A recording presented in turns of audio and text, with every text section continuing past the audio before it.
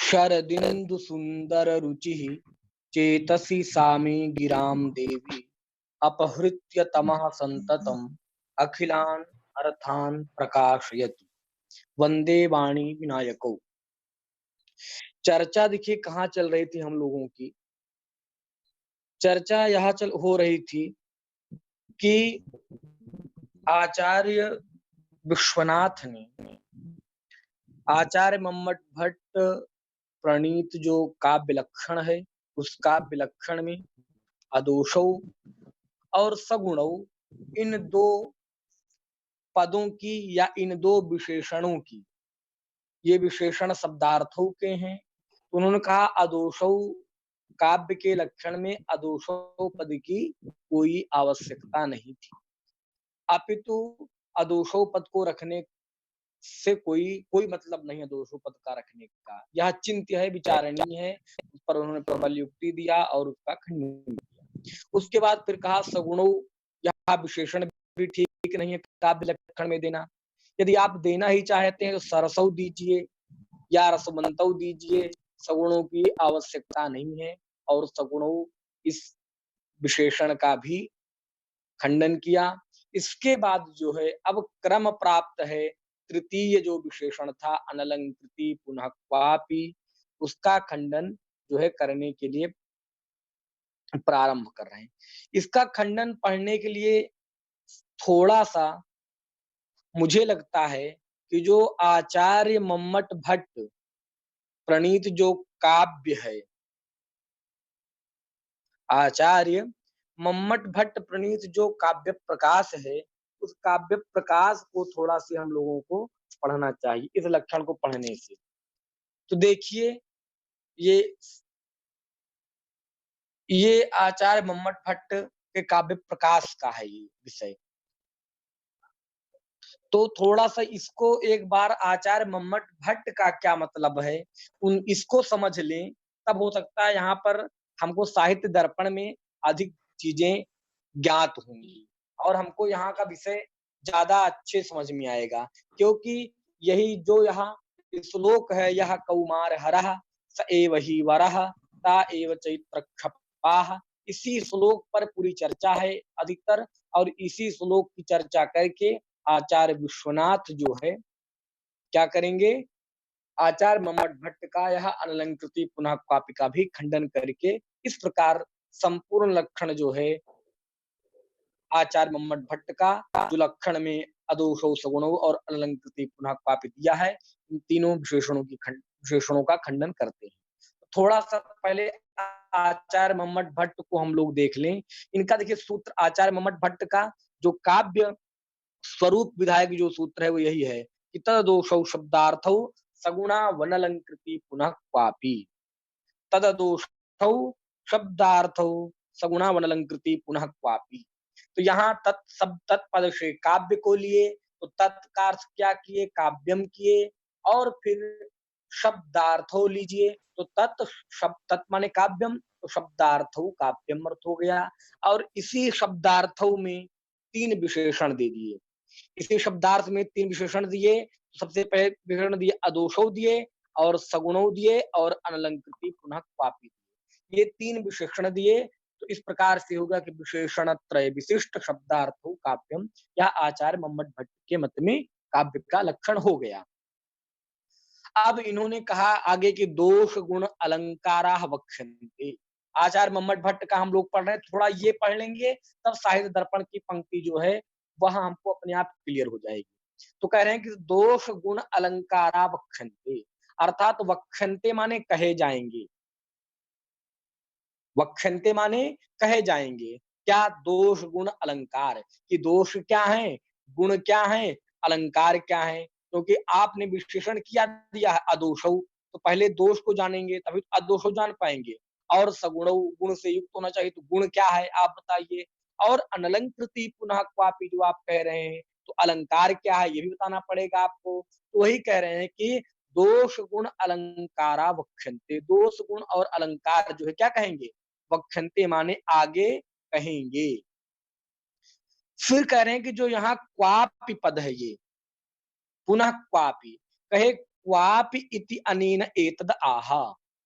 क्वापि पद से कहने का तात्पर्य यह है कि यत् सर्वत्र सालंकारो और क्वचित तो स्फुटालंकार विरहेपि न काव्यत्व हानि। कहे सर्वत्र तो सालंकार शब्द और अर्थ काव्य होंगे, लेकिन क्वचित तो माने कहीं स्फुट अलंकार का विरह अभाव होने पर भी काव्यत्व की हानि नहीं होगी। तो इस प्रकार से देखिए कि अदोषौ में जो नई समास किया गया था, ना दोषौ अदोषौ, वह अभाव के अर्थ में किया, अविद्यमान दोषः अदोषः, अभाव के अर्थ में नई समास किए। लेकिन अनलंकृति पुनः क्वापि में जो समास है, न अलंकृति इति अनलंकृति, तो अनलंकृति में समास भी नई समास है। लेकिन यहाँ पर जो मैं उस दिन 6 प्रकार के समास बताया था, उन 6 प्रकार के समासों में यहाँ कैसा समास है? यहाँ पर तदल्पता के अर्थ में, अल्प के अर्थ में समास है। तो अनलंकृति का अर्थ न अलंकृति इति अनलंकृति, तो अनलंकृति का अर्थ अल्प माने ईषद ईषद अलंकृतिययोः स्तौ, ईषद अलंकृतिययोः स्तौ अनलंकृति, अनलंकृति अनलंकृति अनलंकृतयः द्विवचनान्त है अनलंकृति। तो ईषद अलंकृतिययोः स्तौ अनलंकृति। तो ईषद के अर्थ में यहाँ नहीं का समास है। तो ईषद का अर्थ भाई आप क्या करेंगे? थोड़ा दोष हो, थोड़ा दोष ना हो। तो भाई काव्य के लक्षण में तो आप स्पष्ट करिए। तो यहाँ ईषद अनलंकृति पुनः क्वापि, ईषद जो शब्द दे रहे हैं कि ईषद अनलंकृति, इसका भाव यह है कि अलंकार तो हो, सर्वत्र अलंकार हो, लेकिन कहीं पर अलंकार ना भी हो तो कोई हानि नहीं होगी। तो इस प्रकार से अब ये देखिए कि इनके लक्षण में एक विशेष बात और जो चर्चा हम लोग करेंगे वो क्या चीज है। तो यहाँ पर क्वापि इस पद से, क्वापि इस पद से इन्होंने यही लिया कि सर्वत्र सालंकारो क्वचित तो स्फुट अलंकार भी रहे पिन काव्यत्व हानि। अब हम थोड़ा लौकिक एक दृष्टांत देखते हैं। लोक में क्या देखा जाता है? जब बच्चा पैदा होता है तो वह अलंकार विहीन पैदा होता है। लोक व्यवहार में हम देखते हैं, तो लोक व्यवहार में या शास्त्र व्यवहार में भी अगर हम देखें तो शास्त्र व्यवहार जैसे इको यणचि सूत्र है, तो शास्त्र व्यवहार जो इको यणचि सूत्र है या वृद्धिरादिच या अदेन गुणा इत्यादि जो सूत्र हैं, इसमें कोई अलंकार नहीं है। इको यणचि क्या कहता है? इक के स्थान पर यण होता है, अच परे रहते, तो यहाँ कौन सा अलंकार है? यहाँ कोई अलंकार नहीं है। तो लोक व्यवहार में या शास्त्र व्यवहार में हम क्या करते हैं? अलंकार विहीन ही शब्द और अर्थ का प्रयोग करते हैं। साहित्य शास्त्र में ही केवल अलंकार से युक्त शब्दार्थ का प्रयोग हम लोग करते हैं। तब लोक व्यवहार में देखें तो जब बच्चा पैदा हुआ तो वह अलंकार विहीन ही पैदा होता है और तत्पश्चात उसमें अलंकार की योजना करते हैं, फिर उसको हम अलंकार पहनाते हैं। और यह भी नहीं कहा जा सकता कि जो बच्चा उत्पन्न हुआ वह गुणवान ही होगा, क्योंकि गुण से युक्त जो है कोई बच्चा उत्पन्न नहीं होता। ऐसी कोई गारंटी नहीं है कि बच्चा पैदा हो उसको हम बता दें कि ये चोर होगा कि विद्वान होगा कि क्या होगा, क्योंकि वह तो गुण बाद में लोगों के व्यवहार से, संसर्ग से उसमें गुण आते हैं। वो गुण अच्छे भी हो सकते हैं, खराब भी हो सकते हैं, लेकिन गुण के साथ तो लोक में देखा जाता है कि गुण के साथ तो बच्चा उत्पन्न नहीं होता। तो इस प्रकार से यह आप लोग जरूर ध्यान रखिएगा कि लोक शास्त्र जो लोक व्यवहार है, लोक व्यवहार से भिन्न या साहित्य शास्त्र है। तो साहित्य शास्त्र में हम ऐसा नहीं कह सकते कि पहले शब्द और अर्थ को हम रखें। बहुत ध्यान से आज समझिएगा, कुछ नई चीजें मैं आप लोगों को बता रहा हूँ साहित्य विधाओं में, जो आप लोग कभी कहीं जाएंगे और खोलेंगे तो एक सर आवाज कविता। क्लियर नहीं आ रही है। अच्छा, हेलो। अब आ रही? तो प्रकार से जो है, अब अर्थ क्या हुआ कि जो है, कहाँ बोल रहा था मैं? हाँ, तो लोक व्यवहार भिन्न है और शास्त्र व्यवहार, जो साहित्य शास्त्र का व्यवहार है, यह भिन्न है। लोक में तो देखा जाता है कि अलंकार विहीन और गुण से विहीन ही बच्चा उत्पन्न होता है। लेकिन शास्त्र में, साहित्य शास्त्र में ऐसा नहीं है कि पहले शब्दार्थ को रखे, समझ रहे हैं? पहले शब्द और अर्थ को ले आए, कि पहले कवि क्या करे, शब्द और अर्थ करे और उसके बाद उसमें अलंकार की योजना करे, तत्पश्चात उसमें गुण की योजना करे, ऐसा नहीं होता है। अर्थात कवि लिखता जाता है शब्द और अर्थ, और उसमें जो है गुण और अलंकृति की उसी समय जो है वह योजना करता है। ये नहीं कि पहले, क्योंकि काव्य का शरीर ही शब्दार्थ है, शब्दार्थौ काव्यस्य शरीरम, शब्दार्थ ही काव्य का शरीर है। तो पहले शरीर की रचना करे, पहले शब्द और अर्थ लिखे कवि, और तत्पश्चात उसमें अलंकार की योजना करे, तत्पश्चात गुण की योजना करे, ऐसा नहीं होता है। यदि ऐसा होने लगे तो फिर काव्य नहीं हो सकता, क्योंकि यह काव्य पहले शब्दार्थ ही तो काव्य है। शब्द अर्थ लिखने के बाद उसमें अलंकार की योजना कैसे करेंगे? क्योंकि उन्हीं शब्द और अर्थों से तो अलंकार अथवा गुण की जो है प्रतीति हो रही है। ये मानव शरीर की तरह नहीं है कि पहले शरीर है, बाद में उसमें अलंकरण जो है सजा दिए, क्योंकि ऐसा तो काव्य है नहीं कि पहले ये श्लोक लिख लें, यहाँ कौमार हरा, फिर अलंकार लाके इसमें लगा दें। कोई अलंकार ऐसी चीज तो है नहीं कि उठा करके लगा देना लोक व्यवहार की तरह। तो इस प्रकार से यह आचार्य मम्मट भट्ट का जो कहना है, देखिए सगुणोपद में एक और विशेष बात आपको बता दूं। आचार्य मम्मट भट्ट जो है व्यंजना माने ध्वनिवादी आचार्य हैं। देखिए ध्वनि प्रस्थापना जो आचार्य हैं, आचार्य आनंदवर्धन ने जब ध्वनि की स्थापना की, तो उसके बाद जो है व्यक्ति विवेककार आचार्य महिम भट्ट आए, और महिम भट्ट ने कहा, उन्होंने कहा, उनका ग्रंथ का नाम है, देखिए व्यक्ति विवेक है। तो व्यक्ति से व्यंजना अर्थ लीजिए, ध्वनि क्या है, व्यंग्यार्थ ही ध्वनि है। तो व्यक्ति क्या, और व्यंग्यार्थ व्यंजना वृत्ति के द्वारा, जैसे अभिधा द्वारा मुख्यार्थ की उपस्थिति होती है, लक्षणा शक्ति के द्वारा लक्ष्यार्थ की उपस्थिति होती है, व्यंजना वृत्ति के द्वारा व्यंग्यार्थ की उपस्थिति होती है, उसी प्रकार से ध्वनि क्या है, व्यंग्यार्थ है, व्यंजना है, व्यंग्य अर्थ है, और वह व्यंग्यार्थ व्यंजना वृत्ति से ही उपस्थित होता है। तो व्यक्ति विवेककार आचार्य महिम भट्ट ने कहा कि व्यक्ति माने जो व्यंजना है, उस व्यंजना का क्या किया, अपने प्रबल प्रमाणों के द्वारा, प्रबल तर्क के द्वारा जो है अनुमान के अंतर्गत कर दिया। अर्थात व्यंजना व्यंग्यार्थ की प्रतीति अनुमान के द्वारा हो सकती है। इस प्रकार से बड़ो प्रबल तर्कों के द्वारा आचार्य आनंदवर्धन का खंडन किया। इस प्रकार से ध्वनि की जो परंपरा थी वह थोड़ी सी लड़खड़ा गई, और उसके बाद आचार्य कुंतक आए, उन्होंने कह दिया वक्रोक्ति काव्य जीवित। देखिए आचार्य मम्मट भट्ट के पहले के आचार्य आचार्य कुंतक भी हैं। आचार्य कुंतक आए, उन्होंने कहा वक्रोक्ति काव्य जीवितम, अर्थात वक्रोक्ति ही काव्य की आत्मा है। तो एक अलंकार की एक परंपरा, और इस प्रकार से अनेक संप्रदाय चल पड़ी।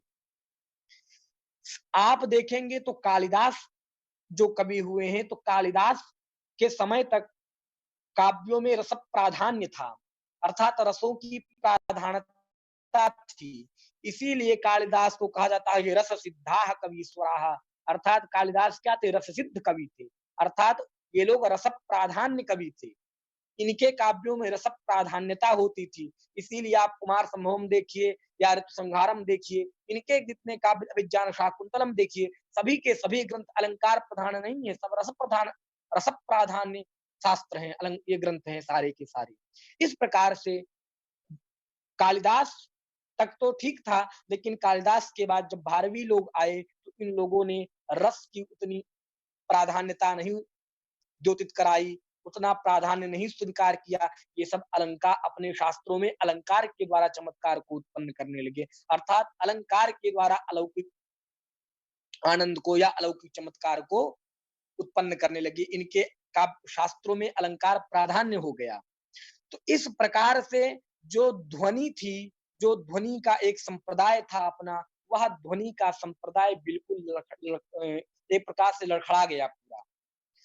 उसी ध्वनि संप्रदाय को पुनः यथा स्वरूप देने के लिए, पुनः उसको प्रतिष्ठित करने के लिए आचार्य मम्मट भट्ट ने जो है पुनः ध्वनि की प्रस्थापना की, ध्वनि की स्थापना की और उन्होंने यहाँ सब ध्वनि की स्थापना माने व्यंग्यार्थ की, व्यंजना की, जो व्यंजना वृत्ति के द्वारा जो व्यंग्यार्थ की उपस्थिति होती है, उस ध्वनि की, उस व्यंग्यार्थ का पुनः प्रतिष्ठापन किया। अब देखिए सगुणों पद जो इनका यहाँ पर इनके अलंकार काव्य लक्षण में जो सगुणों पद है, इस सगुणों भी यहाँ व्यंजना वृत्ति का है ये। देखिए यहाँ व्यंजना वृत्ति से अर्थ लीजिए, सगुणों का अर्थ तो वैसे गुण सहित है, लेकिन गुण रस के धर्म है। गुण क्या है? रस के धर्म है और वह भी स्थिर धर्म है, अपरिहार्य धर्म है। इसलिए व्यंजना वृत्ति से सगुणों से आप सरसौ या रसवंतो ग्रहण कर लीजिए। यहाँ व्यंजना वृत्ति से, यहाँ से सगुणों पद से व्यंजना वृत्ति के द्वारा व्यंग्यार्थ जो आ रहा है, वह व्यंग्यार्थ सरसौ आ रहा है।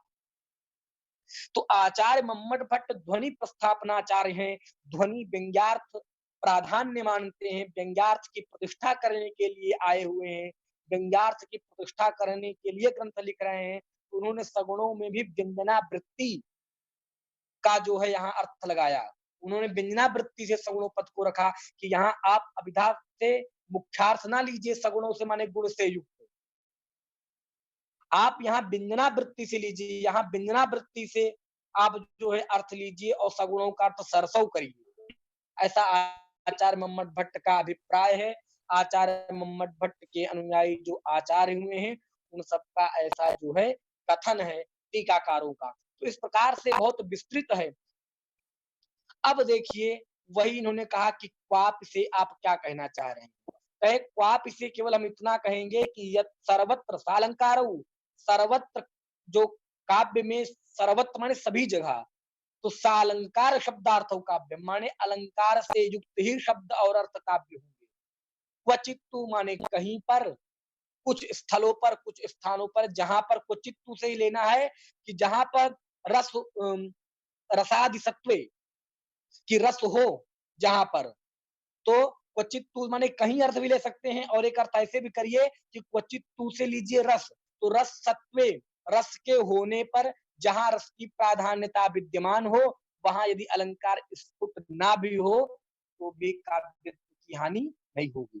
तो यत सर्वत्र सालंकारो क्वचित तू स्फुट अलंकार भी रहे पिन काव्य हानि, जो इसका भाव है, यह भाव क्या है कि सर्वत्र तो सालंकार शब्द और अर्थ काव्य होंगे, लेकिन कहीं पर, अर्थात कहीं पर कहां पर, अर्थात जिन श्लोकों में, जिन काव्यों में रस की प्राधान्यता है, रस प्राधानत्वेन उपस्थित है, रस वहां मुख्यतया उपस्थित है, ऐसे रस प्राधान्य में यदि स्फुट अलंकार ना हो, स्पष्ट अलंकार की प्रतीति ना हो रही हो, तो भी काव्य की हानि नहीं होगी। तो यहाँ क्वचित टीकाकार इस प्रकार का अर्थ करते हैं।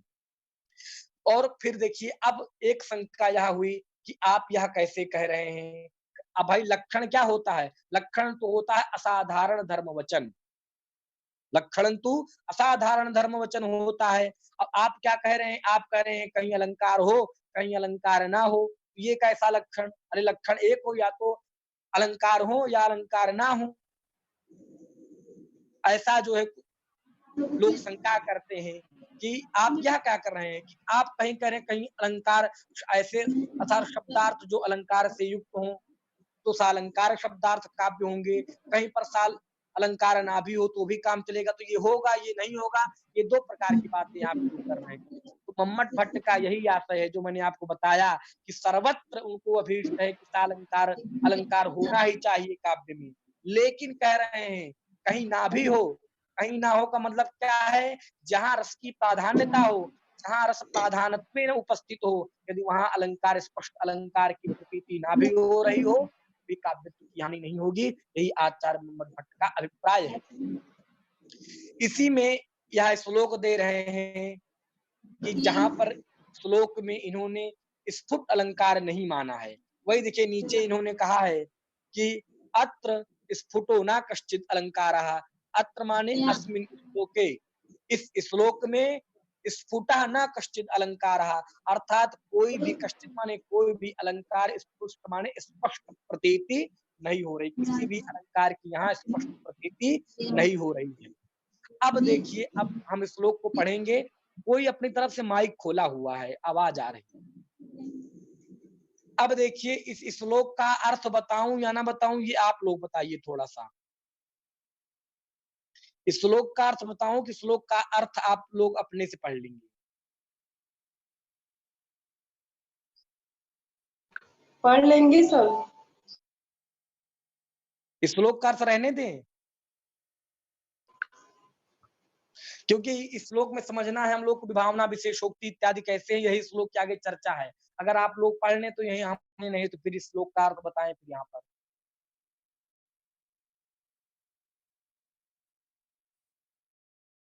बता ही दीजिए सर फिर तो। चलिए, हाँ देखिए यहाँ पर यह चलिए, थोड़ा साहित्य है, साहित्य में रस भी आना चाहिए बीच में, क्योंकि गुरु जी कहते थे कि जब साहित्य पढ़ रहे हैं तो साहित्य पढ़ते समय शर्म नहीं करनी चाहिए, पहली बात तो, क्योंकि साहित्य यही है ही है पूरा। तो ये कह रहे हैं कि यह जो श्लोक है, यह श्लोक जो है शार्ङ्गधर पद्धति में जो है, शिला भट्टारिक असती चरितम है, शार्ङ्गधर पद्धति है। और उस शार्ङ्गधर पद्धति में एक असती चरितम नाम का शीर्षक है, और उस शीर्षक में जो यह शिला भट्टारिका नाम की एक कवियत्री है, उस कवियत्री के द्वारा रचित माना गया है इस श्लोक को। तो कभी क्वेश्चन में पूछ लिया कि यह कौमार हरा यह किसके द्वारा रचित है, तो शिला भट्टारिका नाम की एक कवयित्री हुई है, उनके द्वारा रचित है। और शार्ङ्गधर पद्धति में मिलता है, और शार्ङ्गधर पद्धति में असती चरितम नाम का एक शीर्षक है, उसमें प्राप्त होता है यहाँ। तो यह जो है ऐसी नायिका की उक्ति है, अर्थात कोई नायिका है और वह नायिका अपने सखी से जो है कह रही है। अर्थात यह देखिए, समझ लीजिए कि ये प्रसंग, किस प्रसंग में श्लोक को कहा गया है। यह प्रसंग उस स्थल का है, अर्थात कोई नायक और नायिका, पहले आपस में उनका प्रेम संबंध था, और तत्पश्चात प्रेम संबंध के बाद जो है उन्होंने क्या कर लिया, शादी कर लिया। उसके बाद जो है, तो यह एक अभी रेवा तट यहाँ पर आएगा। रेवारो धस्य बेतसी तरुतले, तो रेवा माने नर्मदा। नर्मदा जो है आपका मध्य प्रदेश में है, तो मध्य प्रदेश में ही नर्मदा नदी नदी का उद्भव होता है कहते हैं शायद। अब ये तो जो लोग जानते हैं ज्यादा, जो आज क्या है इसको क्या कहते हैं, कौन सा ये अध्ययन है ये, अब मुझे नहीं पता, इसका अध्ययन नहीं याद आ रहा नाम। तो जो लोग उसके विद्यार्थी होंगे वो लोग ज्यादा जानते होंगे इसके बारे में कि कौन नदी कहाँ से निकलती, कहाँ चलती है। लेकिन मध्य प्रदेश में नर्मदा नदी है, जिसे वो क्षिप्रा नदी शायद कहते हैं। तो नर्मदा नदी के तट पर जो है वही प्रेमी नायक और नायिका जो है, जब प्रेम संबंध था तब जाया करते थे, और प्रेम संबंध के बाद जब उनका विवाह हो गया, तो विवाह के बाद भी वो वहां जाते थे। ऐसे स्थल में जब वह पुनः शादी के बाद उसी नर्मदा के तट पर आती है, तो यह इस श्लोक को कहती है। देखिए वही पढ़ी सुनिए, क्या है कि यह कौमार हरा, यह माने जो, जिसने क्या किया, कौमार हरा माने मेरे कुमारी भाव का अपहरण किया, माने कुमारी भाव का हरण करने वाला। तो यह कौमार हरः, जो, यह माने जिसने, कौमार हरः मैंने अर्थात मेरे कुमारी भाव का, कौमार्य भाव का हरण किया। तो इससे क्या द्योतित हुआ कि नायक नायिका में जो प्रेम संबंध था, हमारे यहाँ जो कुमारी कहते हैं, वह कुमारी जो शब्द स्त्रियों के लिए है, कन्याओं के लिए, वह जो है शादी के पहले तक उनको कुमारी कहते हैं, शादी के पश्चात वो कुमारी नहीं रहती। तो अर्थात ये कुमारी कौमार का हरण क्या है, अर्थात जो कार्य विवाहोपरांत किए जाते हैं, यदि वही कार्य विवाह से पूर्व हो जाते हैं, वही वह कौमार्य का हरण हो जाता है, कुमारी भाव का नष्ट हो जाता है, कुमारी भाव जो होता है। तो वही नायिका कह रही है कि यह कौमार रहा, अर्थात जिसने मेरे कौमार्य भाव का हरण किया था, अर्थात विवाह के जो विवाह पश्चात जो कार्य होते हैं वह नायिका विवाह के पूर्व ही उस कार्य को कर चुकी थी। तो यह कौमार रहा, अर्थात जिसने मेरे कौमार्य भाव का हरण किया, स एव ही वरः। सा एव माने वही ही इस समय क्या है, वर है, अर्थात वर माने क्या है, वर माने पति, वर माने वृणोति वरः, अर्थात जो स्वेच्छया से, अर्थात दोनों की इच्छा से जो वर्ण किया जाता है, वहां वर्ण, यही वर शब्द को कहा। वर माने वृणोति वरः, माने जब दोनों की इच्छा हो उस प्रकार से जब विवाह होते हैं तो वहां वह वर होता है। बलात्, बलपूर्वक, या जो कहिए कि बलात्, जो बलात्, जो जबरदस्ती वाला काम नहीं है, तो अर्थात जहां दोनों पक्ष, दोनों कन्या और वर दोनों जब सहमति होती है तब वह उस प्रकार को द्योतित कर रहा है। तो वराह का अर्थ क्या है, वृणोति वराह, माने जो स्वेच्छा से, दोनों की इच्छा से जो कार्य हो वही। तो सा एव ही वराह, अर्थात वही ही इस समय क्या है, वर है, अर्थात दूल्हा है इस समय। और कह रही हैं, क्या करेगी, ता एव चैत्र क्षपाहा, और ता एव माने वही ही चैत्र की, चैत्र मास जो है उसी क्षपा माने रात्रि, और वही चैत्र मास की क्षपा है मतलब रात्रि है। देखिए मैंने इस श्लोक का प्रसंग बता दिया है। इस श्लोक का प्रसंग यदि आप नहीं समझे रहेंगे तो इस श्लोक का अर्थ नहीं समझ पाएंगे। इस श्लोक का प्रसंग फिर से बोल देता हूँ एक बार।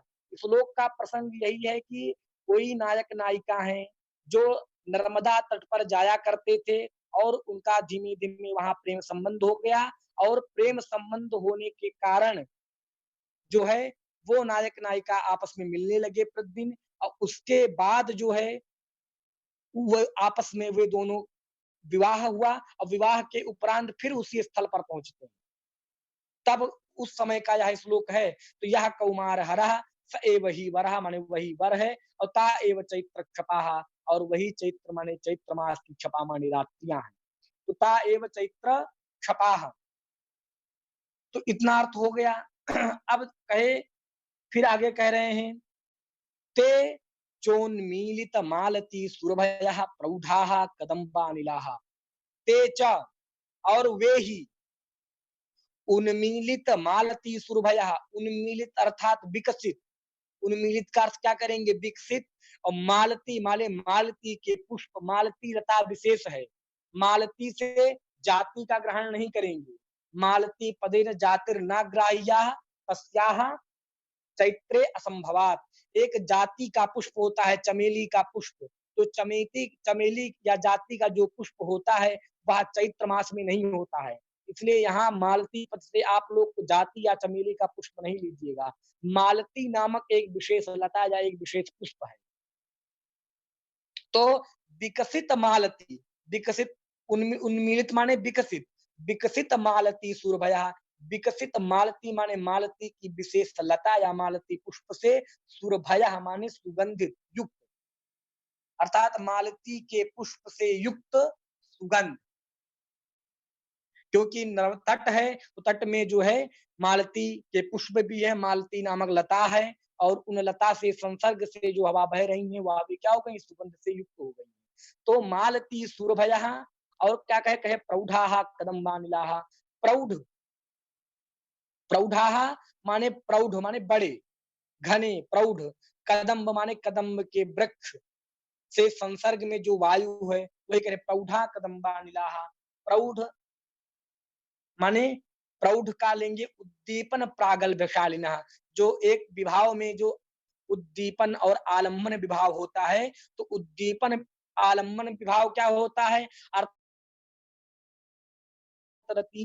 का आलम्बन क्या होता है, नायक, और नायक निष्ठरति के प्रति नायिका का जो है मन होती है। तो आलम्बन विभाव तो इस प्रकार से होता है, उद्दीपन क्या होता है, जो ये नदी, उद्यान, चंद्रमा इत्यादि जो ये सब प्राकृतिक वस्तुएं हैं ये उद्दीपन होती हैं। तो यहाँ जो प्रौढ़ कदम्ब है, यहाँ प्रौढ़ कदम्ब भी क्या है, यह भी उद्दीपन का कारण है। तो प्रौढ़ाः कदम्बानिलाः, अनिलाः माने वायु, तो प्रौढ़ कदम्ब से युक्त जो अनिल माने वायु है।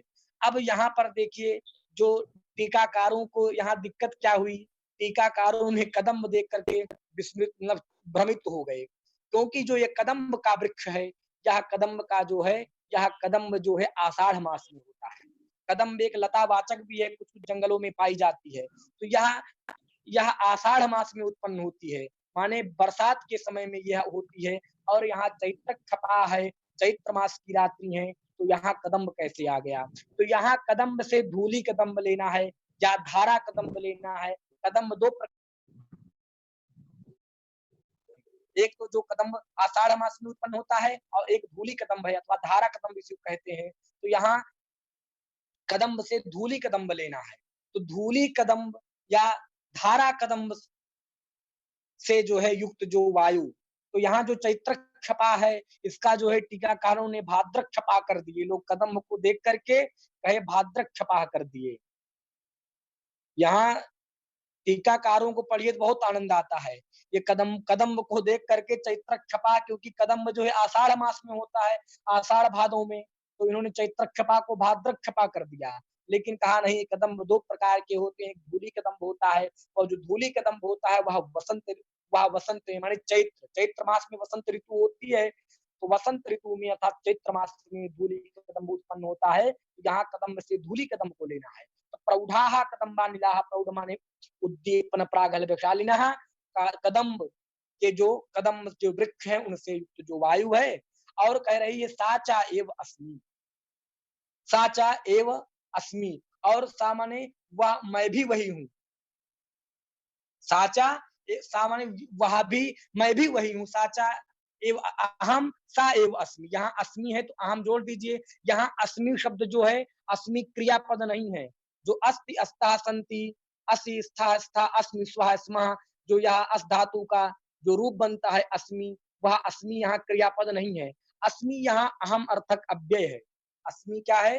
अहम के अर्थ में अव्यय है, अहम अर्थक अव्यय है अस्मि यहाँ पर। तो अस्मि सा एव, मैं भी वही हूँ।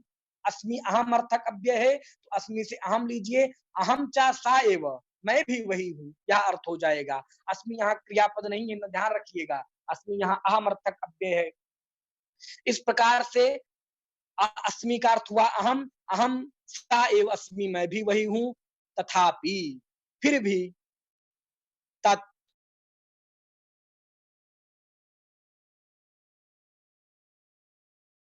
इसी तस्में तीन विशेषण, तीन के साथ जुड़ेगा यह तत्र जो है, तीन शब्दों के साथ जुड़ेगा। तत्र रेवारोधसी, तत्र का अर्थ कहा जाए, तत्र रेवारोधसी, तत्र माने तस्मिन, रेवारोधसी माने रेवदा, रेवा अर्थात नर्मदा, रेवा तट के, तट में, रेवारोधसी माने रेवा नर्मदा के तट में। और फिर तत्र को तत्र वेतसी तरुतले, तत्र माने वही, रेवा तट के, वेतसी तरुतले, वेतसी नामक वृक्ष अथवा लता के तले माने नीचे, ठीक। तो वेतसी तरुतले, और तत्र सुरत व्यापार लीला विधौ, तत्र को सुरत व्यापार के साथ जोड़िए। तत्र सुरत व्यापार लीला विधौ, तत्र माने वही, रेवा के तट पर, नर्मदा के तट पर, और वेतसी नामक तरु वृक्ष के नीचे, सुरत व्यापार लीला विधौ, सुरत व्यापार करने के लिए अर्थात रतिक क्रीड़ा करने के लिए, चेता समुत्कंठते, चेता माने चित्त, मन क्या हो रहा है? समुत्कंठते में समुत्सुक हो रहा है, उत्कंठित हो रहा है। तो यह अर्थ एक प्रकार से हो गया। अब देखिए, आचार्य मम्मट भट्ट को पहले समझ लीजिए। आचार्य मम्मट भट्ट कह रहे हैं अत्र स्फुटः न कश्चित अलंकारः, यहाँ पर कश्चित माने किसी प्रकार का कोई भी अलंकार जो है स्फुट नहीं, यहाँ कोई अलंकार नहीं। अब देखिए यहाँ अलंकार क्यों नहीं है? यहाँ टीकाकारों ने बहुत सारे अलंकारों की चर्चा की है। देखिए यह कौमार हरः, तो कौमार में रकार, हरः में रकार, तो वर्ण साम्य अनुप्रासः होता है। तो यहाँ वर्ण की साम्य है कि नहीं है? कौमार में रकार, हरा में रकार, तो वर्ण साम्य होने के कारण यहाँ अनुप्रास भी है, समझिए। तो अनुप्रास अलंकार तो यहाँ दिख रहा है कि नहीं दिख रहा है अनुप्रास अलंकार है। देखिए कौमार में रकार, हरा में रकार, तो वर्ण साम्य अनुप्रासः, वर्ण की साम्यता जहां पर हो वहां पर अनुप्रास अलंकार होता है। तो इस प्रकार से अनुप्रास अलंकार है यहाँ पर। तो अनुप्रास अलंकार है, तब आप क्यों कह रहे हैं अत्र स्फुटः न कश्चित् अलंकार, यहाँ कोई अलंकार नहीं है। तो अब देखिए कौमार, यह जो श्लोक है यह श्रृंगार रस प्राधान्य है। अर्थात इस श्लोक में क्या है, श्रृंगार रस की प्राधान्यता है, श्रृंगार रस है। तब आप लोग यदि पढ़े होंगे श्रृंगार रस में माधुर्य वर्णों का क्या किया जाता है, श्रृंगार रस के श्लोक में माधुर्य युक्त जो गुण, माधुर्य गुण से युक्त वर्णों का हम प्रयोग करते हैं। अष्टम उल्लास में जब पढ़ेंगे वहां आया है कि जो है अम, अटौ वर्गा अट वर्गा रणौ लघु, अट वर्गा रणौ लघु, अट वर्ग हो, अट वर्ग माने टवर्ग से भिन्न वर्ण हो, अट वर्गा और रणौ रकार णकार और लघु वर्ण हो, क्या हो, रकार क्या हो, लघु वर्ण हो, रणौ लघु, रणौ माने रकार और णकार लघु हो। अब आप लोग यदि छंद शास्त्र पढ़े होंगे तो रकार के बाद विसर्ग है और जो सानुस्वार होता है विसर्ग युक्त होता है और संयोग से पूर्व वर्ण होता है वो सारे दीर्घ हो जाते हैं। अगर छंद शास्त्र आप लोगों ने अध्ययन किया होगा तो छंद शास्त्र का नियम है कि जो वर्ण अनुस्वार से युक्त होता है, विसर्ग से युक्त होता है अथवा संयोग से पहले वाला जो वर्ण होता है वह ह्रस्व भी हो वो भी वह दीर्घ हो जाता है। सानुस्वारम विसर्गश्चा श्लोक करके आया है काव्य छंद शास्त्र में। तो ऐसे तो इस प्रकार से रकार क्या हो गया, दीर्घ हो गया। लेकिन नियम क्या है कि रस जहाँ हो उन श्रृंगार रस में माधुर्य गुण का वर्णन करना चाहिए। माधुर्य जो गुण है, माधुर्य के व्यंजक जो वर्ण है, और रणव लघु, और विशेष करके कहा कि रकार और नकार जो है ये लघु होने चाहिए।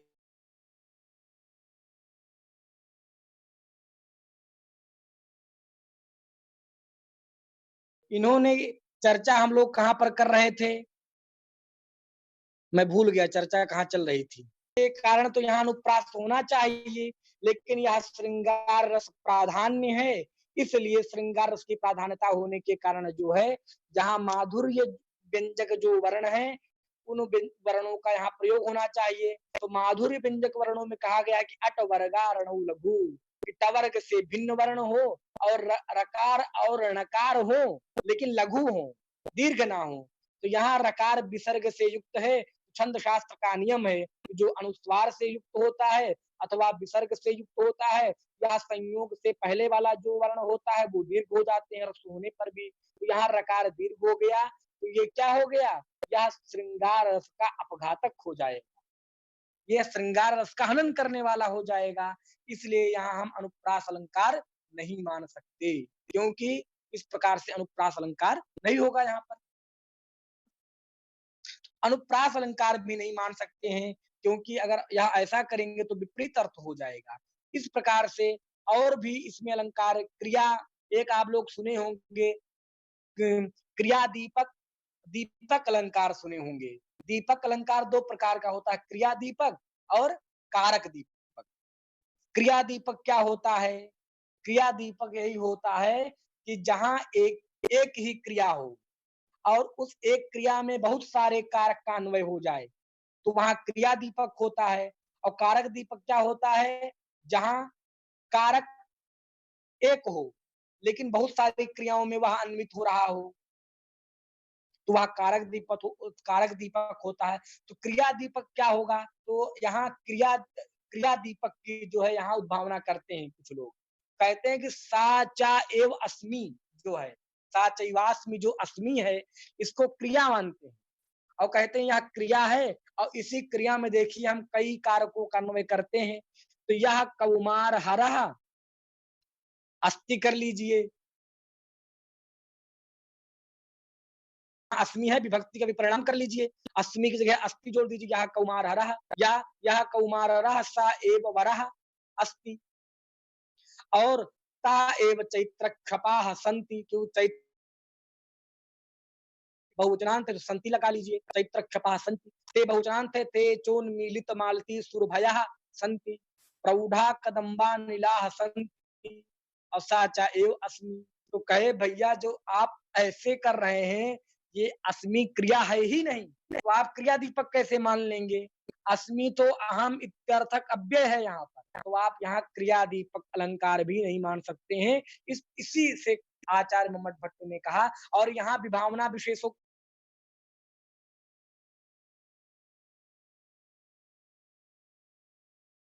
तत्र स्फुटः न कश्चित् अलंकारः, यहाँ कोई अलंकार नहीं है। तब जो है साहित्य दर्पणकार आचार्य विश्वनाथ जो है अपनी टांग बीच में अड़ाते हैं और वो कहते हैं कि नहीं, यहाँ विभावना विशेषोक्ति मूलक संदेह संकर अलंकार है। अब देखिए आपको मैं बताऊं, आचार्य मम्मट भट्ट के काव्य प्रकाश पर टीका लिखी और इन्हीं के वंश में बहुत सारे लोग हुए हैं जो काव्य प्रकाश की तरफ उनका जो है अभिमत है, वो लोग काव्य प्रकाश के टीकाकार हैं। आचार्य साहित्य दर्पणकार विश्वनाथ भी काव्य प्रकाश की टीका लिखते हैं, दर्पण नाम की टीका लिखते हैं। काव्य प्रकाश की टीका लिखा है आचार्य विश्वनाथ ने भी। तो उन्होंने इनके पीढ़ी में परंपरा में चला आ रहा था, काव्य प्रकाश को लोग पढ़ते थे। तो काव्य प्रकाश को पढ़ करके विद्वान बने आचार्य विश्वनाथ और काव्य प्रकाश पर टीका लिखा, उन्होंने दर्पण नाम की टीका लिखा। लेकिन फिर इसके मन में आया कि अब हमको और कुछ करना चाहिए, कुछ नवीन करें हम। तो नवीन क्या हुआ? तो कहे नवीन यही किया इन्होंने कि जो है आचार्य मम्मट भट्ट को ही जो है खंडन करना चालू कर दिए। तो इन्हीं ने आचार्य मम्मट भट्ट के काव्य प्रकाश में टीका लिखा, दर्पण नाम की टीका लिखा और फिर साहित्य दर्पण प्रारंभ एक सोचे कि अब कुछ हमको नवीन नया लिखना चाहिए, तो नया क्या लिखूं? तो नया इन्होंने इन्हीं का खंडन करना शुरू कर दिया। तो यहाँ पर अब देखिए विभावना विशेषोक्ति जो अलंकार है वह भी मैं आपको बता दूं कैसे नहीं है। तो यहाँ विभावना विशेषोक्ति होता कहाँ है? तो विभावना कहाँ होती है? विभावना आप लोग जानते होंगे, तो विभावना जो है बिना हेतु, यही है ना? विभावना बिना हेतु कार्योत्पत्तिर यदुच्यते। विभावना बिना हेतु कार्योत्पत्तिर यदुच्यते।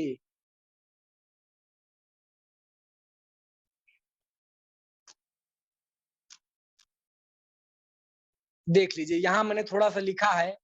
तो विभावना क्या है? तो विभावना बिना हेतु हेतु कार्योत्पत्तिर यदुच्यते। विभावना वहीं पर होती है जहां हेतु बिना, माने हेतु ना हो, हेतु का अभाव हो। माने हेतु का अभाव का अर्थ क्या है? हेतु का शब्दतः निषेध किया गया हो। शब्दतः माने शब्द के द्वारा हेतु का निषेध किया गया हो। विभावना माने ये नहीं कि जहां हेतु ना हो वहां कार्य, हेतु बिना कार्य की उत्पत्ति हो जाना विभावना है। तो यहाँ हेतु कैसा? माने जहां पर हेतु का शब्दतः निषेध किया गया हो, शब्द के द्वारा कहा है, तब वहां विभावना होता है। ये आप ध्यान रखिए, विभावना लोग ऐसे पढ़ाते हैं कि विभावना क्या है? कहते हैं बिना हेतु अर्थात बिना कारण के जहाँ कार्य उत्पन्न हो जाए वही विभावना होता है। लगभग सारे आचार्य ऐसे पढ़ाते हैं। लेकिन विभावना का अर्थ ये विभावना अलंकार नहीं है। विभावना अलंकार क्या है? बिना हेतु माने कारण शब्दतः कहा गया हो, कारण का जो अभाव है। बिना हेतु माने कारण अभाव, हेतु बिना माने कारण के बिना कार्य की उत्पत्ति होना। हेतु माने कारण, कारण के बिना माने कारण के अभाव में कार्य की उत्पत्ति हो जाना। तो मतलब कारण के अभाव में कार्य उत्पत्ति होगी वहीं पर, मतलब कि जहां पर कारण का अभाव शब्द के द्वारा कहा गया हो, शब्दतः कहा गया हो। जैसे आचार्य मम्मट भट्ट जब उदाहरण देते भावना अलंकार का, तो कहते हैं कि कुसुमित लता भी कुसुमित लता भी रहता पिधत्ता, कुसुमित लता भी रहता पिधत्ता, रुजमल कुलैर दष्टापि। तो ये श्लोक हमको बहुत अच्छे से ध्यान नहीं है, लेकिन उन्होंने जो उसका प्रसंग हमें बता देता हूँ। तो लक्षण क्या हुआ कि बिना हेतु कार्योत्पत्ति, कारण के बिना कार्य की उत्पत्ति हो जाना। कारण के बिना कार्य की उत्पत्ति होना माने कारण का अभाव तो शब्दतः शब्दशः कहा गया हो, तो उसके बाद भी कार्य की उत्पत्ति हो जाए तब विभावना अलंकार होता है। अब देखिए जो आचार्य मम्मट भट्ट ने दिया है वह दिया है कि कुसुमित लतापि रहता पिधत्ता रुजमल कुलैर दष्टापि रुजम विधत्ता।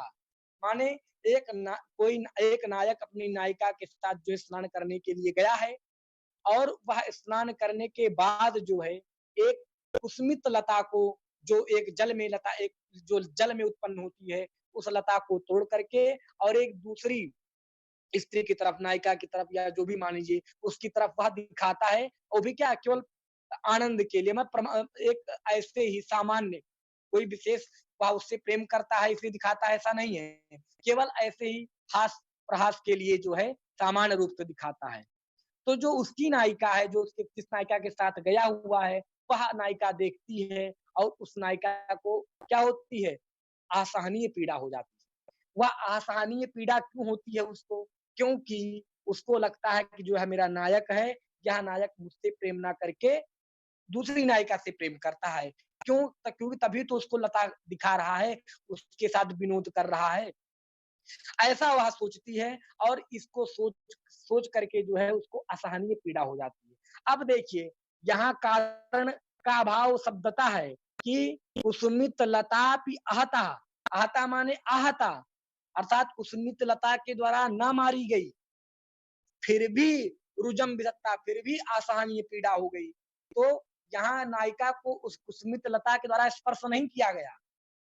कुसुमित लता को दूसरी नायिका को दिखाया गया। लेकिन नायिका के मन में क्या आया कि यह नायक जो है नायिका से प्रेम करता है, इसीलिए उसके साथ यह विनोद कर रहा है। यदि मुझसे प्रेम करता होता तो मुझे दिखाता। तो इस प्रकार ऐसा सोच करके नायिका को असहनीय पीड़ा हो गई। यही तो यहाँ कारण का माने कुसुमित लता के द्वारा हनन हता माने मारी नहीं गई, फिर भी उसको रुजम विधत्ता माने फिर भी असहनीय पीड़ा हो गई। तो यहाँ कारण का शब्दतः निषेध किया गया, उसके बाद कार्योत्पत्ति दिखाई गई। क्योंकि जब कुसुमित लता से नायिका को वह स्पर्श करता या मारता, तब तो उसको जो है पीड़ा होती नायिका को। लेकिन कुसुमित लता से मारा नहीं, क्योंकि मारने पर ही तो पीड़ा होती है। मारा नहीं, उसका अभाव है, शब्दतः कहा गया। कुसुमित लतापि आहता, अर्थात कुसुमित लता के द्वारा न मारी गई भी, न हता भी, वह रुजम विधत्ता माने उसको असहनीय पीड़ा हो गई। तो ऐसे स्थलों पर विभावना होता है जहाँ पर कारण के अभाव का तो शब्दशः कथन होता है, लेकिन उसके बाद भी कार्य की उत्पत्ति हो जाए, तब वहाँ पर जो है क्या होता है? वहाँ पर विभावना अलंकार होता है। अब हम इस श्लोक में देखिए, आप लोग के पास श्लोक होगा, तो इस श्लोक में देखिए यहाँ कौमार हरः स एव हि वरस्ता एव चित्तक्षपास्ते चोन्मीलित मालति सुरभय प्रौढ़ा कदम्बा नीलाः। यहाँ पर कारण तो है ही है, कारण है, कारण का शब्दतः निषेध नहीं किया गया, कारण तो विद्यमान है। अर्थात वर भी है, चैत्र क्षपा की रात्रि भी है, मालती विकसित मालती के सुगंध से युक्त वायु भी है, प्रौढ़ कदम्ब से युक्त वायु भी है, रेवा का तट भी है, शीतल का वृक्ष भी है। तो चेता समुत्कंठते, तो चेत उत्कंठित होना चाहिए। तो यहाँ पर तो विभावना हुई नहीं, क्योंकि यहाँ कारण तो शब्दशः कहे गए हैं, कारण का अभाव कहाँ कहा गया है। लेकिन फिर भी देखिए यहाँ पर तो इस प्रकार से विभावना यहाँ नहीं है। विभावना यहाँ नहीं, आचार्य मोहम्मद भट्ट के अर्थ में विभावना यहाँ नहीं है। क्योंकि क्यों नहीं है? क्योंकि यहाँ कारण का अभाव जो है शब्दशः नहीं कहा गया। यदि वर ना होता, चैत्रक्षप की रात्रियां ना होती, कुसुमित लता न ये उन्मीलित मालती सुरभया सुगंधित वायु ना होती, प्रौढ़ कदम्बा नीला प्रौढ़ कदम्बों से युक्त जो वायु ना होती, रेवा का तट ना होता, विरसी तरुतल का वृक्ष ना होता, फिर भी चेता समुत्कंठते, फिर भी चित्त जो है उत्कंठित हो रहा है, तब होता, तब तो यहाँ विभावना अलंकार हो जाता। यहाँ कारण का जो है शब्दशः निषेध नहीं किया गया है, इसलिए विभावना अलंकार यहाँ नहीं होता आचार्य मोहम्मद भट्ट के अनुसार। तो आचार्य मोहम्मद भट्ट को भी पढ़ रहे हैं। उसके बाद विशेषोक्ति देख लीजिए। विशेषोक्ति क्या? सति हेतु फलाभावी विशेषोक्ति। हेतु सति, हेतु माने कारणे, कारणौ कारण, कारण होने पर भी फल का अभाव हो जाए, विशेषोक्ति कहलाता है। हेतु सति, तो कारणे सति, कारण के होने पर, कारण के होने पर फल का अभाव माने कार्य ना होना, ये विशेषोक्ति होता है। तो यहाँ भी अर्थ लगाइए कि जहां पर हेतु हेतु तो हो, लेकिन फलाभाव का माने कार्य के अभाव का, क्योंकि हेतु होने पर कार्य होना चाहिए। तो कारण हो तो कार्य होना चाहिए। अगर मिट्टी है तो मिट्टी से घट उत्पन्न हो जाएगा, क्योंकि मिट्टी रूप कारण होने पर घट रूप कार्य की उत्पत्ति देखी जाती है। तो कारण होने पर कार्य तो होता ही है। तो ये कह रहे हैं कि हेतु सती माने हेतु होने पर फल का अभाव हो जाए, माने फल की उत्पत्ति ना होना, ही विशेष उक्ति है। तो यहाँ अर्थ क्या किया है? अर्थ देखिए कि हेतु सती माने हेतु हो, लेकिन जो फलाभाव है, कार्य का जो अभाव है, उस कार्य के अभाव का शब्दतः निषेध किया गया हो। जैसे वहां पर हम कह रहे थे कि कारण का क्या किया गया हो, शब्दतः निषेध किया गया हो, फिर भी कार्य की उत्पत्ति हो जाए तब विभावना होता है। वैसे यहाँ भी कहेंगे कि हेतु होने पर भी शब्दतः यदि फल के अभाव का निषेध कर दिया जाए तब जो है विशेषोक्ति होती है। अब देखिए, अब यहाँ श्लोक में आइए, तो श्लोक में हेतु है क्योंकि वर भी है, चैत्र क्षपा की रात्रि भी है, मालती उन्मीलित मालती सुरभया भी है, प्रौढ़ा कदम्बा नीला रूप कारण भी है, रेवारो धसी है अर्थात नर्मदा का तट भी है, और वेतसी तरुतल भी है। तो सारे कारण हैं। तो हेतु सती अर्थ घट गया ना कि हेतु होने पर भी, लेकिन कार्य का अभाव, कार्य फल के अभाव का माने कार्य के अभाव का शब्दतः निषेध नहीं किया गया है। यहाँ पर और चेता वो समुद्र श्लोक से ही कहा आप गया शेयर है। कर दीजिए। यहाँ विशेषोक्ति समझ गए। विशेषोक्ति क्या है? विशेषोक्ति यही है कि जहां हेतु हो लेकिन फल के अभाव का शब्दतः निषेध हो, कार्य का शब्दतः निषेध किया जाए, वही विशेषोक्ति होती है। वहां विशेषोक्ति नहीं होती जहां कारण हो कार्य ना हो, कारण हो कार्य की उत्पत्ति ना हो, कारण के होने पर कार्य की उत्पत्ति ना हो, तो वहां विशेषोक्ति होती है या नहीं। जो लोग ऐसा पढ़ाते हैं बिल्कुल गलत गलत पढ़ाते हैं।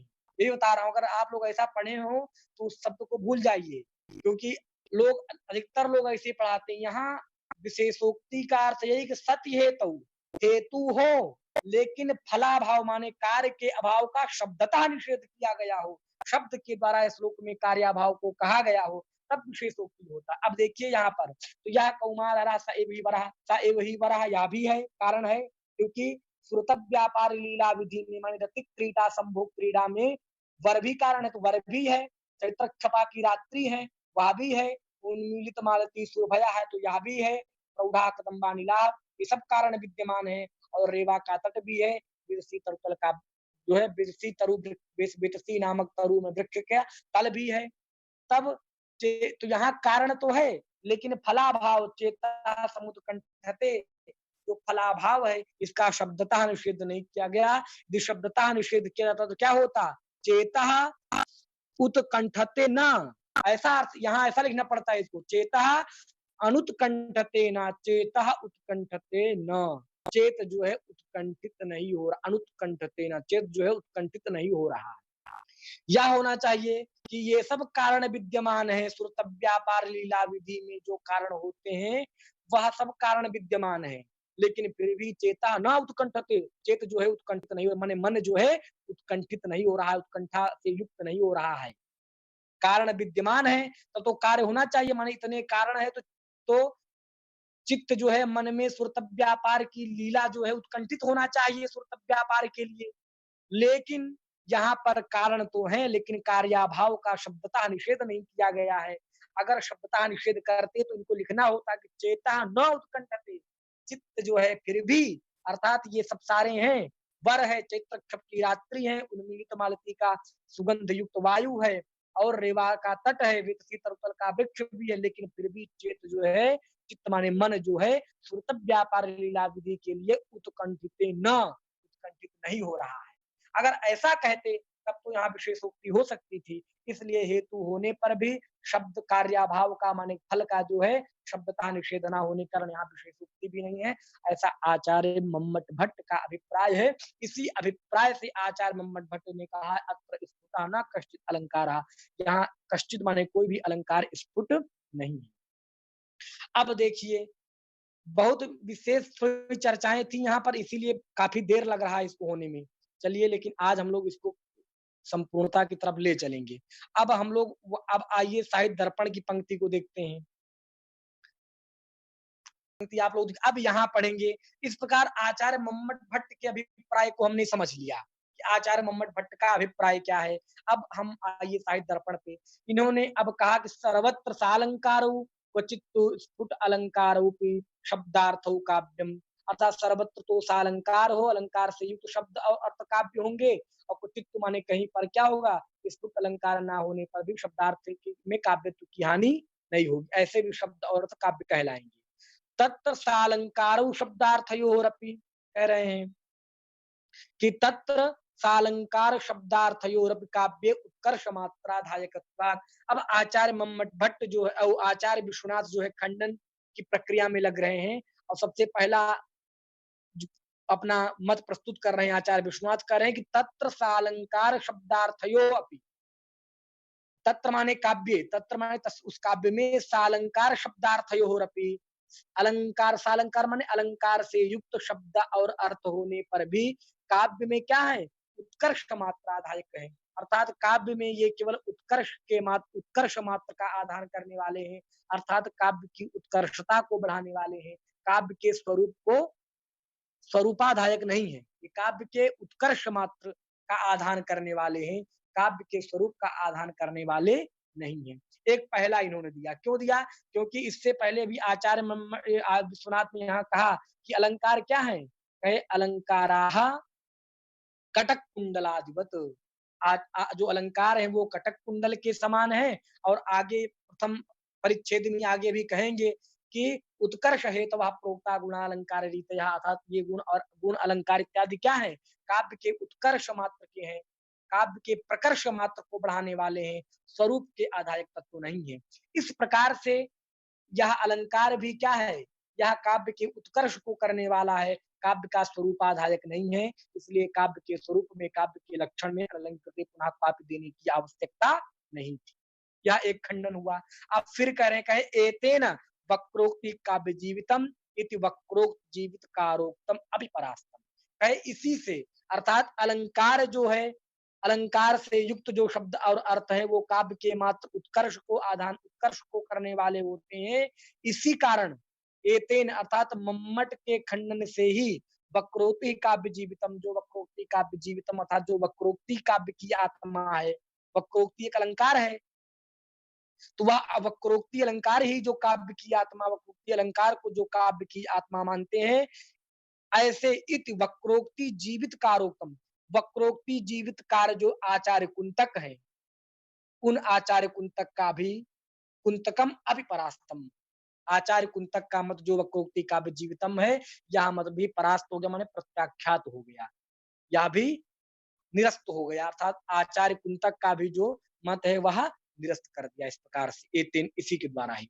अब कह रहे हैं क्यों हेतु दे रहे हैं, वक्रोक्ते अलंकार रूपत्वात्, वक्रोक्ति क्या है, अलंकार रूप है, क्योंकि वक्रोक्ति भी अलंकार है और अलंकार काव्य में उत्कर्ष मात्र को करने वाले होते हैं। तो जो आचार्य कुंतक ने कहा कि वक्रोक्ति काव्य की आत्मा है, यहाँ उनका मत जो है बिल्कुल उचित नहीं है और इनका मत जो है ठीक नहीं है, प्रत्याख्यात कर दिया, इनके मत को निरस्त कर दिया आचार्य कुंतक के मत को। वही फिर आगे कह रहे हैं कि यत्तु क्वचित स्फुट अलंकारत्य उदाहरणम, क्वचित अस्फुट अलंकारत्य उदाहरणम, बोले यत्तु यच्चा क्वचित, यत्तु क्वचित, क्वचित माने कहीं, कोई आचार्य मम्मट भट्ट ने जो स्फुट अलंकारत्व, अस्फुट, क्वचित अस्फुट, क्वचित माने कहीं आचार्य मम्मट भट्ट ने जो अस्फुट अलंकारत्व का उदाहरण दिया, अर्थात जहां उदाहरण दिया और उस उदाहरण में उन्होंने बताया कि यहाँ किसी प्रकार का कोई भी अलंकार जो है स्फुट नहीं है, स्पष्ट प्रतीत नहीं हो रहा है। तो यह आचार्य मम्मट भट्ट ने जो उदाहरण दिया है, यह कौमार रास्ता एव चित्र कपास्ते चूर्णित मालती सुरभया प्रौढ़ा कदम्बांडा सा चैवास तथा व्यापार लीला विधौ रेवारो धस वेतसी तरुतले चेतः समुत्कंठते। तो यहाँ पर हमने आचार्य मम्मट का अभिप्राय पूरा समझ लिया है। अब कहे आचार्य विश्वनाथ के अभिप्राय समझना है, वो कह रहे हैं एतत् चिंत्यम, यह क्या है, चिंत्य है, एतत् चिंत्यम, यह चिंतनीय है, विचारणीय है। कहे यहाँ पर वो कह रहे हैं कि अत्र स्फुटाना कश्चित अलंकार, यहाँ किसी प्रकार का कोई भी अलंकार स्फुट नहीं है, स्पष्ट प्रतीत नहीं हो रहा है। करे अत्र ही विभावना विशोक्ति मूलस्य संदेह संकर अलंकारस्य स्फुटत्वम।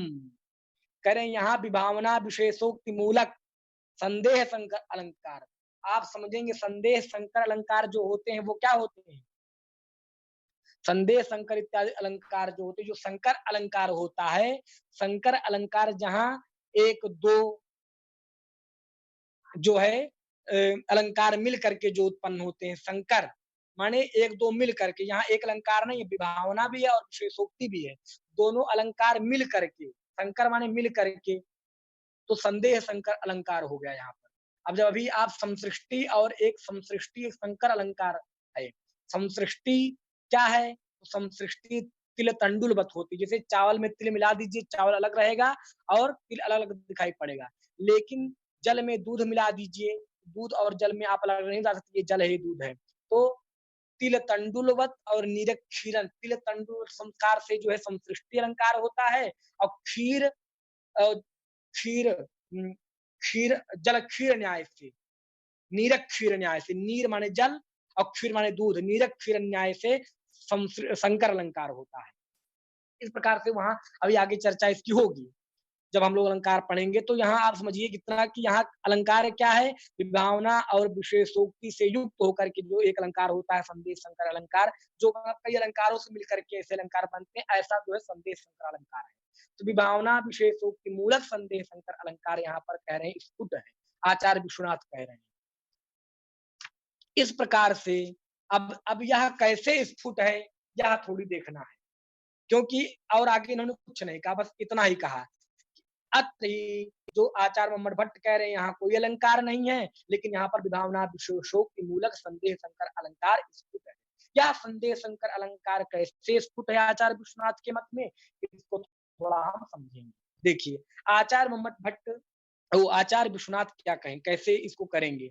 वो कहेंगे, उनका अर्थ कहने का थोड़ा दूसरा है। वो कहेंगे कि जो है यहाँ भी भावना कैसे होगी, तो लक्षण घटेगा इनके यहाँ भी। देखिए बिना हेतु कार्य उत्पत्ति दुच्यते भावना होती है, तो हेतु बिना हेतु माने कारण के बिना यदि कार्य की उत्पत्ति हो जाए, तब जो है वहां पर जो है विधि परक हो जा रहा है। मतलब कि वह दिन में ही दोनों सास का स्थान और मेरा स्थान देख लो, आवयो संज्ञायाम माने मंगते मारे हम दोनों की पलंग पर न गिर जाना, अर्थात मेरे ही पलंग पे आना, ऐसा भाव यहाँ ध्वनित हो रहा है।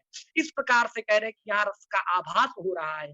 रस का आभास होने के कारण यहाँ रसातक ध्वनि है, केवल वस्तु मात्र व्यंग्य नहीं है यहाँ पर, वस्तु मात्र ध्वनि नहीं है, क्योंकि वस्तु मात्र ध्वनि को तो काव्य की आत्मा स्वीकार ही नहीं करते हैं आप किसको काव्य की आत्मा स्वीकार करते हैं? रसादित ध्वनि को काव्य की आत्मा स्वीकार करते हैं, और रसादित ध्वनि की यदि काव्य आत्मा स्वीकार करते हैं, तो हमारा भी उसमें मत है, हम भी उसका समर्थन करेंगे।